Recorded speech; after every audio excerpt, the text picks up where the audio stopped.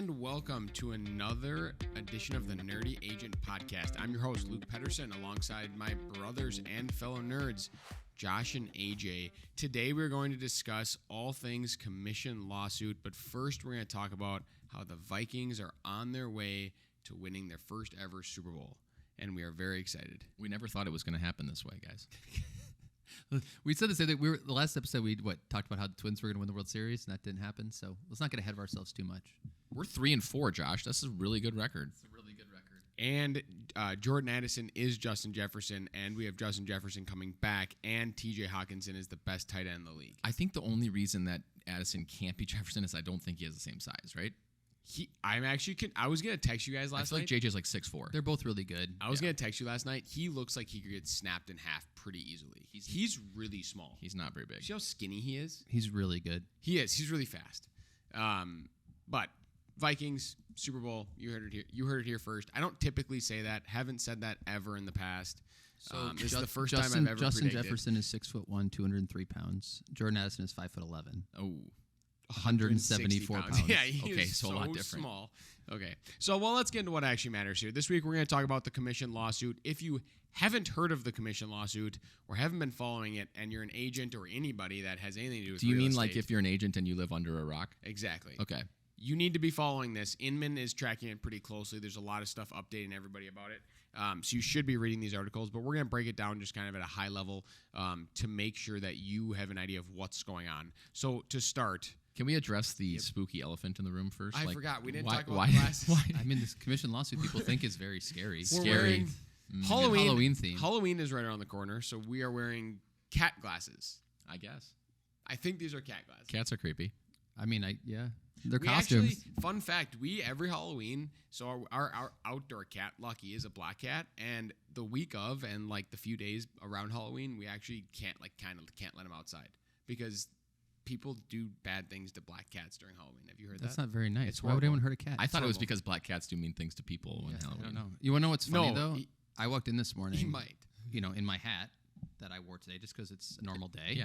And Haley was like, that'll be perfect for the podcast today. And I was like, what are you talking about? This is just my hat. And she's like, no, this is... It's a very good theme. Yeah, on theme. I don't know. So I'm going to wear this Bravo. all day, but I got a closing in a little bit here. I'll If wear you're it. listening on Apple or Spotify podcast, it's time to switch over to YouTube so you can see the actual fits. And today. subscribe to the channel. Listen to our podcast. We would love to have feedback even. Let us know what you'd like to hear. You got questions? Maybe you have some racy comments for us. Yeah, Who knows? as my daughter would say when she makes a fake video, is like, comment, subscribe, please sign. All right, let's get into what matters here. Commission lawsuit. So talk about how it started and break down the beginning of this. I mean, was it 2020, 2021? It's probably been 2 or 3 years.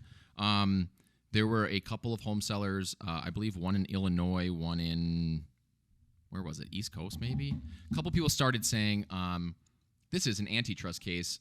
Buyers, agents are paid by the seller, and to participate on the MLS, for those that don't know, it's been required that there's some compensation paid to the buyer. So that could be $1 on our MLS forever, but it's some compensation. So they're saying the fact that the seller, and it comes from the seller, right? So that fact that the seller has to pay something monetarily to the buyer's agent makes this some sort of antitrust case, and that there's a conspiracy to kind of fix the commissions as well. The big piece there is not necessarily, and I think they do mention, you got to pay a buyer's agent to get listed on the MLS. They're really going after the 6% as a general rule of thumb. From a lot of the stuff I've read, they've brought up all the training materials about how, if a seller wants to pay less, you got to object that and tell them that you need to make the amount of money you're going to make based on the work you're going to do, and that agents won't come show their clients the house if it's not 2.7, yada, yada. Reading through the Inman article, you can get a lot better breakdown on that. So, and from that, they now are at trial with a judge, with a jury, to decide make a decision on who wins or who loses in this situation. For those who don't know, just so you're aware of the trial situation, this could be settled, right? We might not get through the entire trial. They might settle out. I think Remax and it was Anywhere both settled, which I found it to be, as far as the details on how much money both these brokerages made from commissions, Anywhere's a lot newer company than Remax. No, it's actually not. It's not. It's older. Yeah, it probably is. That's Coldwell Banker, and they changed their name like that's what it is. a year or two ago. Okay. Big branding play. Which state are they in? You can find them anywhere. Anywhere. So they paid more. It was like 80 from them and 50 from Remax. And both of them had to add verbiage in that said that their agents at their brokerage did not have to be a part of NAR. Because apparently, previously, in order to be a part of their brokerages, they had to also be a part of NAR. They changed it so that they essentially don't have to offer a commission anymore. So that's kind of, I think, the rub there. I don't know what NAR is going to eventually do on this, because it seems like it's inevitable that we're going to get to the point where the option as a seller to not offer a buyer broker comp is going to exist in the future state. I think a lot of MLSs are already like putting this in place themselves. So, So one of the big questions that I had going into the trial was not being a lawyer, not understanding how trials work, was what are they actually trying to like decide? What is the jury going to rule on? And so I just wanted to read this before we got into what was actually going on at the trial currently. And this is from one of the articles I was reading that basically lays out what the jury is going to have to decide on. So it says, according to the plaintiff's proposed jury verdict form, jurors will have to decide whether they believe a conspiracy existed, in the sense of if they conspiracy to make sure that sellers were paying buyers agents and that continued. Did you have a note there? conspired. Conspired was the word you were looking for. They believe a conspiracy existed. Yeah, conspired. That they Sure. conspired. Sorry. And if they do, whether that conspiracy raised, inflated, or stabilized broker commission rates paid by home sellers. If the jurors answer yes to that question, they must then say whether they believe each of the defendants knowingly and voluntarily joined the conspiracy with the purpose of furthering its goals. The jurors must then say whether they believe the conspiracy caused the plaintiffs to pay more for real estate brokerage services than they would have without the conspiracy. If the answer is yes, then they must state the amount of the damages proved by the class plaintiffs. So they could say, we side with the plaintiffs, but there's no amount, was one of the options. So side with the plaintiffs and give them money, side with the plaintiffs, don't give them money, or side with the defendants are their three options. Yeah, and the funny thing about all that is that's still like a point-in-time solution. It doesn't necessarily dictate what will change in the future within the industry, right? So if the brokerages seem like they're the ones that are ultimately going to be responsible for making any sort of adjustments to how buyer broker comp is handled, if they were going to move away from sellers paying it, etc. And so it is kind of interesting to say, like, okay, they could still pay millions of dollars out to the plaintiffs, but the industry could still exist in a very similar way moving forward, even if that happens. I guess calling that out because I think, like everything in the world right now, there's a lot of fear around what is going to happen here, because I think most people are just saying, well, it seems inevitable that sellers are no longer going to pay buyer brokers comp, then buyers agents are going to have to ask their buyers for brokerage comp, which makes them feel uncomfortable, and therefore they're not going to get paid. So only there's going to be sellers agents, so half of agents will disappear. I think we're jumping to some pretty wild conclusions in a lot of cases that may or may not be the case. It's not saying it's out of the question that could happen, but it is something that I think the level of fear agents are feeling right now may be more significant if they actually dug into what's really going on. And so I want to talk about the actual trial. Can you give me some kind of snippets on where it's at right now and what they've been specifically talking about as far as the plaintiffs? I mean, they're bringing up different home sellers and having them describe their experience. Notably, the plaintiffs are bringing up people that they think will further their case. And the big line that we talked about before we hopped on here was a woman named Rhonda Burnett said, "I paid the buyer's broker to negotiate against me and my husband, which resulted in a lower sales price." So some good points where they're trying to show that the fact that the buyer and the seller are actually on very different sides of a transaction, and the seller is actually paying the commission to the agent who represents the buyer, it's not a bad thought at all, I don't think. But it is the way that we've done this forever. So it's interesting that it's coming to light, and that's what's going on. I think the thing that we talked about a little earlier, too, that is a little bit like, I kind of feel like these people that get up here and talk, I understand what they're saying. It's just, and maybe they're saying, I'm just stuck in the system and I had no other choice or whatever. But the point is that these people all signed contracts. Like, Rhonda doesn't sound like she's a 5-year-old or 7-year-old, and I don't mean to be mean, but she's a adult woman that looked at a contract and signed it, and it stated exactly what was going to happen when the house sold. So is there a conspiracy to say the seller shouldn't pay the buyer's broker? That's the argument they're trying to make. But in the end, every one of these people that got up there and talked got charged what the contract said. And we even said, if you pay for Xfinity services and it's a year-long contract, you have to read the contract so you know actually what you're agreeing to, right? There was one situation they sprinkled in there where this guy said that he had signed a contract that said 5.5 commission, and then on the final settlement closing that he ended up signing and getting paid, and it all kind of ended, was he ended up paying 6. But I think that the key to remember is there's always going to be slimy people in everything. That doesn't really affect, like in that situation, he should have just sued the brokerage. Yeah, I mean, that seems like a one-off where I don't know how a contract would have been written where they could have added another fee, unless he included like a broker admin fee that then rolled into it and it rolled up to. I don't know how the details there. That said, I think the word that comes out of everyone's mouths that's the plaintiffs is this concept of fairness. And as someone who used to be outside the industry, I always thought it was weird because I just like, why would the sellers pay the buyer's agents? And then you get in the industry and you realize there's a couple reasons why. I mean, the buyers typically have to have a lot of money to buy a house, and so having the sellers pay it, at least it seems, and this is coming from a slightly biased viewpoint, but it allows for people that don't have a lot of access to capital to be able to have a resource to support them through a transaction, which in theory should create more parity and more availability of buying a home to a wider audience of people financially, which should be a net good thing. But as a seller, I can see how in a one-off scenario, it would be viewed as unfair, right? So for Rhonda, she's going, well, this isn't fair, right? That's the thing that kind of comes back. The irony of that comment still is Rhonda bought that house at some point, right? So she's selling it. Unless she inherited it, she bought it. But there's no comment around the fact that she probably didn't pay her buyer's agent when she bought the house, but didn't call that unfair either. So it is a unique setup, I would say, as someone who's worked in pricing in this industry. I think personally it does benefit agents because it makes it easier for us to have buyers, because buyers feel more comfortable just going out and starting to work with people because they don't have to spend any money on the process part of things out of their pocket. At least it feels to them like it's a free service.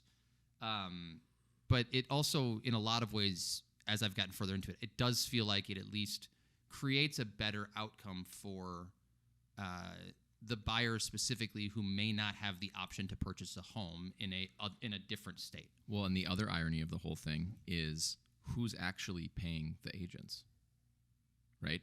The mortgage company. Mm-hmm. Who's paying the agents, right? I mean, like if a buyer's paying cash, like it's just equity that is the sellers, right? So that's why it makes sense for the sellers to pay it, because in theory problem. They have the money on the front end. But it does create a scenario where an agent doesn't have to have a difficult conversation with the buyer on how much they cost. Who is the last person to touch the actual cash before it goes to the agent? The title company. It's either the down payment funds from the buyer that go to the title company, or the funds wired from the mortgage company. You could argue it literally never touches the seller's hands. You could actually argue, and I know we're getting into it. This becomes super. What's the movie? Interstellar? No, where they go deeper and deeper into the dreams. This becomes Inception. Get this. For those who don't know, if you're not an agent and a buyer, let's say they have a $15,000 down payment, but their earnest money is $10,000. They put their earnest money down. That earnest money is held at the listing brokerage's trust account. Mm-hmm. And when that listing broker gets paid their commission after closing, they are sent a check, whatever let's say they're making 15, title company sends them 5 and they keep the 10. So that's how they get paid. The buyer is paying the selling agent's commission? Oh, this is Inception. You know what I'm saying? Like you could argue this in so many different ways. I think the what it all comes down to is the fact that historically real estate agents have been taught to be used car salesmen when they shouldn't be. They should be held to a standard of financial advisor. versus car salesman, or even some higher financial than that, advisors are car That's true. salesmen. Exactly. But you look at this and No offense, financial advisors. because you could also argue, and I like to try and stay unbiased, right? Because obviously this affects how we get paid. I like to think that if we continue adding value, that we do things significantly different than a lot of these agents are talking about, and so we'll still. Does this affect how we get paid? In the long run, it could. That's what they're trying to do, right? We don't know, but I might argue that if buyers have to pay buyers agents commissions, more we could money. say we're better buyers agents than everybody else. Yeah, I charge 3% because I'm better than exactly. Steve it down could the affect street. that. But you could also say this woman who said that I had to pay the buyer's broker to negotiate against me. Well, you were paying the buyer's broker because without the buyer's broker, you don't have a buyer. That's So then that's you make no that's money. how this started. I mean, how I understand it in real estate They put a is finder's fee out. there were only listing agents. Yep. And someone said, I can be a buyer's agent. Would you pay me if I brought you a buyer? Exactly. And that's how this all became the way that it is. The problem here is it feels like the move in the 90s to force this is forcing the was mistake. back. The marketplace probably would have moved here regardless because buyers agents, I think, are necessary, right? If you remove this and you have a bunch of buyers running around trying to buy houses without agents, It's chaos. theoretically, if you've ever worked with a buyer who tried to buy on their own, you realize there's a lot that they don't know, and there's a lot of mistakes they could make along the way, right? Just by doing it on their own. We've talked about, everyone assumes because a lot of agents historically have not done a good job that they can just do this job. And I assume maybe from the outside when I wasn't in, I was like, I could probably just do that. But no one ever talks about I don't call my accountant and be like, I can just do your job, right? So we have to be adding some value, otherwise there'd be no purpose for us to exist. And so I do think you run a dangerous playing a little bit of a dangerous game if you get to the point where buyers agents just disappear because I think they're necessary. That's it. In the 90s, I think when they forced them to pay them, anytime you force anybody to do anything, that's when the unfairness is going to creep in. And so I think it is a mistake for them to force sellers agents to offer buyers agents commissions. Like when we bought our house, right? You helped us. Yeah. There was no buyer's agent fee because it was an off-market property. They're like, no, you pay your own agent if you want to have this house. And that's fine. I think that should be allowed. I don't see any reason why a seller shouldn't be able to determine that that's the way they do it. But I think it's to go one way or the other. I think a lot of sellers, we have some agents that they'll talk to sellers, like we know people. They'll say, well, you should offer 7%. And I'll split it 3.5 for us and 3.5 for the buyer's agents because I'm going to make you a lot more money by offering a big buyer's agent commission to get as many buyers in here as possible. So it's just an interesting thing where I think the all or nothing that people talk about with this seems backwards to me. And there should be options. Yeah, and there is something to be said about the fact that the majority of people are charging 6%, and they're saying that seems like you guys are price fixing and colluding. And when you look at commercial real estate, it's all over the board. Like nothing is the same on any transaction, and that's kind of probably how it should be, right? And we're starting to see lower payouts on some stuff.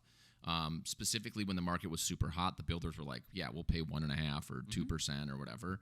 I've told agents forever because people say that, well, they're only paying whatever. Should I get my buyer to pay the difference? And I literally respond with, most of the time, I don't even know what the commission percentage is until it's under contract, and then I look before I turn the form in so Dwight can put it in correctly. Until you write the offer, because you have to add it on the comp disclosure. Yeah, exactly, right? Like I don't even see it, so it is really interesting. But I think the reason this kind of stuff happens is because a lot of agents act that way, right? And they're greedy, or they act in a way that makes a seller feel like they're getting slighted. And one could argue that comes back to the fact that they made it way too easy for real estate agents to be real estate agents. If you had just made this really difficult, you would have gotten people that add high value, that do a really good job, that are more ethical. Whereas I even saw another line that said they're trying to make it so agents can't, in the MLS, which I don't even know if this is a thing. I have to look on the edit portion of Northstar MLS. Make it so you can't remove houses based on the buyer broker compensation, and because people have done that. And then the comments on Facebook were just put it in concierge mode so you don't send them the low commission percentage deals. And I was like, goodness that's gracious. what I'm saying. There are agents out there that, which of course I should have known that. Of course, this is a thing that will say, like, I set up a search for a buyer, 3-bed, 2-bath plus whatever, and then they go down and they show nothing with a buyer broker comp less than X. They take it off the search? Yes. That's insane. It's insane. Well, But I mean, that happens, and then we get into this position, right? Well, right, that's because- why it gets to here. I mean, it is. If you go back to basic economics, it's a function of incentives. So if an agent's only selling 6 houses a year, they finally have a buyer. They're like, I need to maximize this commission to survive, whatever that might be. Amount of But sales. to Luke's point, if that agent had to push to get actual knowledge and get good at this to get into the industry, they might not be doing that. I think the message to agents, and we feel like we're kind of knocking everyone who's probably listening to this podcast the way we're talking about this, is it is your job to deliver enough value where your buyer feels like if they had to pay you directly, that the amount that they would have to pay you is what you're worth, right? Did you save them $10,000 by being a really good agent through the transaction, negotiating on their behalf, pointing out stuff that's problematic, that if they would have done on their own, they would have been way worse off versus paying you to do it? And if you're not doing that, you got to figure out how to deliver that, because that should be the expectation. I mean, we should all strive to be better than the commissions that we get paid. To earn your income? So that earn it. seems like Yes. a good thing. You talk about knocking. Like, I personally feel that everybody kind of involved in this is just wrong. Like, they're all pointing fingers at everybody, whereas I can literally just shuffle all the money around and say, like, I did it with the earnest money. It's like they're paying them. Everybody's paying each other, right? They're all just trying to kind of make a buck almost off of it, it seems like, because of the fact that a lot of real estate agents in the past sold people things they probably shouldn't have sold them. And coming from being a class member on a recently settled There you go. lawsuit where I received like $4,800 for not being paid minimum wage while I played baseball. I was going to bring that example up. It's funny that there was a comment on Inman that I absolutely loved, and this is exactly how our lawsuit was paid out as well, is if you called 10 class action lawsuit attorneys, this guy said, what do you think the percentage would be on all of them for representing a class? And he said, it's 33%. Literally every one of them is going to say it's 33%. And that's what the attorneys were paid that did our lawsuit, which was $60 million for them. And I'm sure that's what they're being paid on this lawsuit as well, which it's really interesting, the amount of regulation that goes into this sort of thing in a, consumer to business relationship. The unique thing about that situation, because I was going to actually bring that up, what I'm wondering is what's going to happen after this, right? One thing for everybody to note before we get there, I just want to read this note because this is important, because everybody's like, what's going to happen? How is this going to play out? What's going to come about? There's a quote, I think it was from Inman, and it said, no matter who wins at trial, the losing party or parties will almost certainly appeal. That means it may be years before there is a final decision in the case. How soon the effects of the trial will be felt across the industry depends on who wins and whether the court chooses to require changes while a final decision is pending. So there's a chance that this happens, because I think it wraps up this week, I think. The plaintiffs just rested their case on Monday. I believe defendants will on Monday. I thought it was November 11th supposed to be done, but Could maybe be. they're Maybe moving they pretty wrap it out fast, early. moving fast. So, Okay. so they might make a decision, and then nothing happens for 3 years to change commissions drastically in the industry. But in your situation, the plaintiffs won. You were awarded money, and then minor league players started getting paid more. And they changed a whole bunch of stuff. Like, they have to feed you. You don't pay any clubby dues. Yeah. You don't, there's a whole... Yeah, but it didn't change that much. It changed quite a bit. Yeah, I mean, but you're still getting paid very little for what you're doing. But right? way more than they were, though. I know, but they were getting paid less than minimum wage, so it's not like it was but minor league baseball players are still drastically underpaid for the value that they deliver. But that's But you're right. There will be It was more than doubled the salaries. So there's a chance. So you went from $1,000 a month to $2,000. Well, I mean, it says that salaries for low A went from $11,000 to $26,600, and that's only for half a year of work, technically, right? You're pretty still good. working in the off season, but that's a pretty big change. Yeah. So, but I think the point here is what we're assuming, and some agents are like literally losing their mind about, is like half of the income in real estate will disappear. They said 30%. That's the belief, right? So from some people, and so similar to what you're saying, like there will be change regardless of how this plays out. There will be changes. There already have been changes, right? So the brokerage are saying we're going to change our contracts. We're going to allow sellers to offer zero comp because why do we care? And there will be changes to this. There will be changes to training. The New York City MLS already said the seller has to pay the buyer's agent directly. It can't go to the brokerage first and then go to the buyer's agent, which here it's already done that way. Yep. But I think in other states, a lot of times the money goes to the listing company and then they cut a check to the buyer's agent That's afterwards. what happens here. Not to ours. Oh, to the listing broker. I thought you meant to the buyer's broker. The full commission, and then Goes it to the gets listing cut to broker. the buyer's broker At after. title, it's just sent to us. Exactly. Yeah, that makes sense. But they're breaking it out now Yeah, and that saying you makes sense. have to do it that way, which we do that here. And then there should be, less from a training standpoint. We like to talk about Keller, right? Some of the training things they said, it's like never accept less than 6%. That's the kind of stuff they point to when they say price fixing. We need to be more thoughtful about that. We even talked to our agents about some of this stuff. It was like, why would you not be open to having a conversation if that's what helps you help somebody? Right? Like, talk to people. Pricing is negotiable. The only knock I have on that is you're now saying that I don't have the right to earn my money. They said, they were setting, hey, if a seller wants to negotiate, here's what's going to give you the best chance to make the most amount of money. So you're telling me now I have to just roll over? It's just the approach. The approach to training from the brokers, who are the ones who are under the microscope here, needs to be a little more thoughtful. Yeah. It's okay for agents, especially if you're a really good agent, to say, I think this is my value. I think this is what I should be paid. I will show you why I'm worth this commission. That's an okay conversation to have. But there's the way this is structured and the way this has been coached, it gets rid of the difficult conversations. It just says, my brokerage will only let me allow 6% to be my commission. Or, yeah, you don't have to pay me. I'm just the buyer's agent, right? That's the one that one's wrong. Because it is wrong. But I'm saying that the way this whole thing is structured and has been coached has created some of these things that then result in sellers feeling like it's unfair, versus let's be open and honest about how this works. Let's have a conversation. Let's discuss pricing, and I'll tell you why I'm worth it, and I'll show you all the things I'm going to do for you. But it needs to be something where we're able to have difficult conversations with sellers and buyers. But if they say, then I hear that, but I'm going to pay you 4%, I just say I can't do it. I understand that, but the reality is I have staff to pay. I have expenses to go throughout this process. Objection. And in my opinion, I won't be able to make any money at the end of the day. So for me, it's just unfortunately not worth it if that's what you want. And that's fine. Walk from a deal then. And they were maybe a little bit more aggressive with their sales tactics, I would say, which the sales tactics side of the industry is always a little bit rough. But if someone else will take it for 4% and that's who they want to go with, and then they maybe lose that money because the person didn't do a good job for them, that's their choice. At least you're allowing them to make that choice. Sorry, high horse here. Oh, so the last piece I had here, we can talk about this quickly because we're running out of time.